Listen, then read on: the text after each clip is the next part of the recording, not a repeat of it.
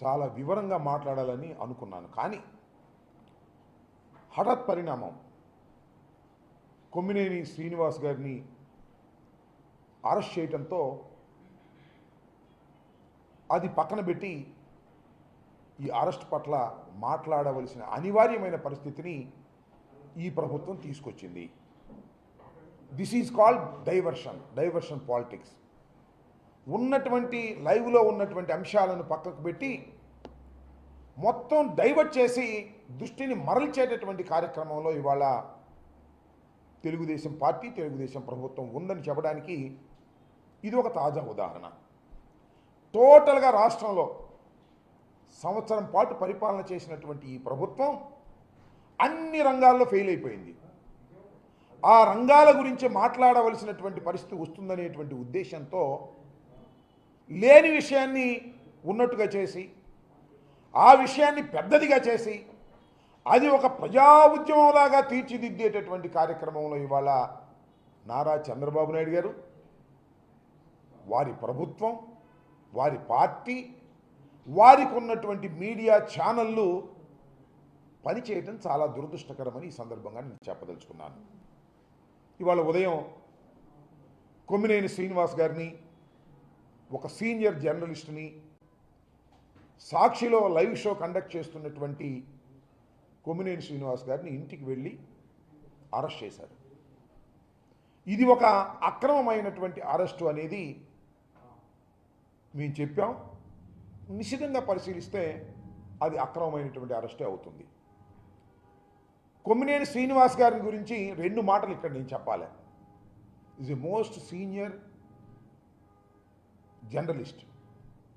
ఇందాక చెప్పినట్టుగా మన సజ్జల రామకృష్ణారెడ్డి గారు ఈనాడులో పనిచేశారు, ఆంధ్రజ్యోతిలో పనిచేశారు, ఈ టీవీ ఛానల్స్ వచ్చిన తర్వాత TV5లో పనిచేశారు, ఎన్టీవీలో పనిచేశారు.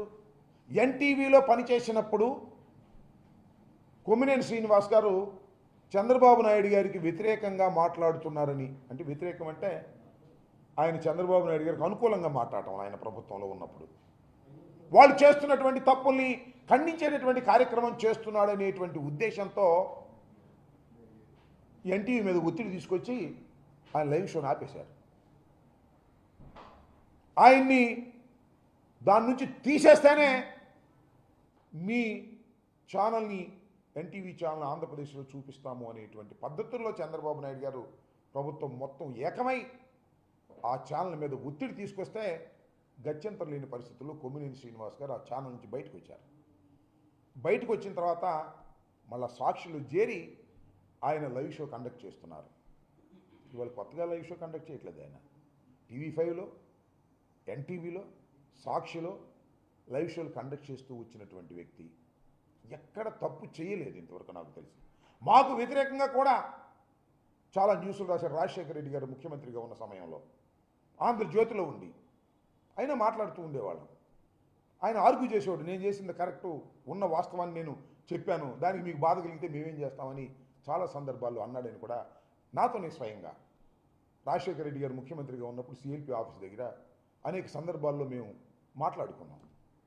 అలాంటి సిన్సియర్గా పనిచేసేటటువంటి కొమ్మినేని శ్రీనివాస్ గారి మీద నారా చంద్రబాబు నాయుడు గారు కక్ష పూనారు. కక్ష అంటే సింపుల్, మనం చూసాం కదా, సత్యనపల్లిలో ఒక CI గారు మా సామాజిక వర్గమై మమ్ముల్నే తిడతారా, అది పాయింట్ ఇక్కడ. మా సామాజిక వర్గమై మమ్ముల్నే దూషిస్తారా, మమ్ముల్నే విమర్శిస్తారా, ఏ కొమ్మినేని అని కక్ష పెట్టాడు పాపం చంద్రబాబు నాయుడు గారు. ఆ కక్ష ఇవాళ తీర్చుకునేటటువంటి పరిస్థితికి దిగజారిపోయాడని మనం చేస్తున్నాం. ఎస్, నేను చెప్తానండి, అడుగుతానండి. ఇప్పుడు లైవ్ షోలో అనేకం జరుగుతున్నాయి. మీరు చూశారుగా, లైవ్ షోలో కొట్టుకున్నారు, లైవ్ షోలో బూతులు మాట్లాడుకున్నారు. ఎవరు వాళ్ళు?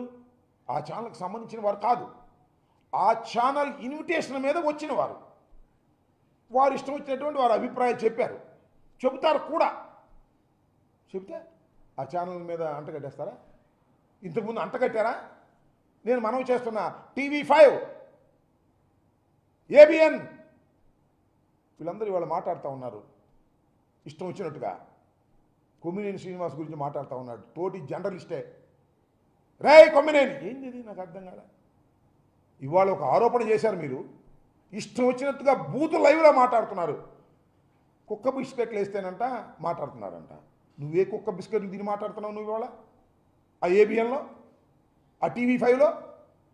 మీరైతే మాట్లాడొచ్చు. ధర్మమైన విశ్లేషణ చేసేటటువంటి వ్యక్తి కొమ్మినేని శ్రీనివాస్. దీనిలో ఏ విధమైన సందేహం లేదు. ఇవాళ ఆయన మీద గుట్టగాల్చి వేసేసి తుడుచుకోమని ఇవాళ మరి మాట్లాడుతున్నారు. ఎస్, ఆయన పేరు రాజు గారు వచ్చారు, విశ్లేషకులు. ఇవాళ కొత్తగా రావట్లేదే, చాలా ఛానల్స్కి వెళ్తున్నాడే. ఆయన ఒక అభిప్రాయాన్ని వ్యక్తం చేశాడు, అది తప్పు కావచ్చు. దానికి సాక్షికి సంబంధం ఏంటి? ఒక ఇన్విటేషన్ మీద వచ్చినటువంటి ఒక విశ్లేషకుడు కానివ్వండి, లేదా ఒక జర్నలిస్ట్ కానివ్వండి, తన అభిప్రాయాన్ని చెప్పినప్పుడు ఆ అభిప్రాయం తప్పైనప్పుడు ఆయన అభిప్రాయానికి బాధ్యులై ఉండాలి తప్ప కొమ్మినేని శ్రీనివాస్ గారికి ఏం సంబంధం, సాక్షికి ఏం సంబంధం? ఆలోచించమని మనం చేస్తున్నాం. అంటే నీ కొమ్మినేని శ్రీనివాస్ గారి మీద కక్ష ఉంది కాబట్టి, సాక్షి మీద కక్ష ఉంది కాబట్టి దేశంలో ఉన్నటువంటి మీడియాలన్నీ మేనేజ్ చేయగలను, కానీ రాజశేఖర రెడ్డి గారు పెట్టినటువంటి సాక్షిని మాత్రం నేను మేనేజ్ చేయలేను కాబట్టి సాక్షి మీద బురద జల్లే కార్యక్రమం, సాక్షిలో పనిచేస్తున్న వారి మీద బురద జల్లే కార్యక్రమం. ఏమండి నాకు తెలియక అడుగుతాను. సాక్షిలో అనేకమైన వార్తలు వస్తాయి, అనేక మంది విశ్లేషకులు వస్తారు, జర్నలిస్టులు వస్తారు బయట నుంచి. వాళ్ళు తమ అభిప్రాయాలను వ్యక్తం చేసినప్పుడు అవి తప్పు అయినప్పుడు వాళ్ళు క్షమాపణ చెప్తారు, చెప్పారు. దాన్ని కొమ్మినేని శ్రీనివాస్ గారికి చుట్టి, ఆ తర్వాత భారతమ్మ గారికి చుట్టి, ఆ తర్వాత జగన్మోహన్ రెడ్డి గారికి చుట్టి, చంద్రబాబు నాయుడు గారు అంటారు ట్వీట్ చేశాడు, జగన్మోహన్ రెడ్డి గారు క్షమాపణ చెప్పాలంట. అది నీ కక్ష అంతా జగన్మోహన్ రెడ్డి గారి మీద.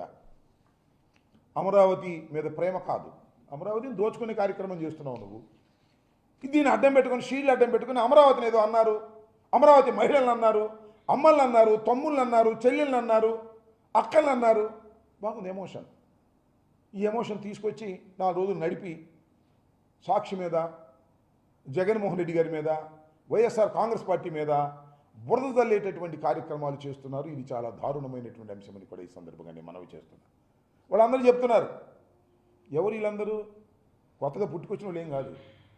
ఆ టీవీ5, ఆ ఏబిఎన్ఏ, వీళ్ళే దానిలో పనిచేసేవాళ్ళు. మా దగ్గర పనిచేసేవాళ్ళు అంటే కుక్క బిస్కెట్లు అంట, వీళ్ళు పనిచేసేవాళ్ళు నక్క బిస్కెట్లు తింటున్నారా? నాకు అర్థం కాలేదు. మీ ఇష్టం వచ్చినట్టు మాట్లాడే కార్యక్రమం చేస్తున్నారు, లైవ్లో ఇష్టం వచ్చినట్టు బూతులు ఇచ్చే కార్యక్రమం చేస్తున్నారు. చాలా దుర్మార్గం అని మనం చేస్తాం. చాలా ఇంతకుముందు నేను మనవి చేస్తాను. నేను కూడా ఇది చూడండి, భారతమ్మ గారి మీద ఏ విధంగా దుష్ప్రచారం చేసేటటువంటి కార్యక్రమాలు ఇంతకుముందు నడిపారు. దీనికి సమాధానం లేదు. దీని మీద నో యాక్షన్. జగన్ గారి మీద ఈ విధంగా నో యాక్షన్, మా మీద చేస్తే నో యాక్షన్.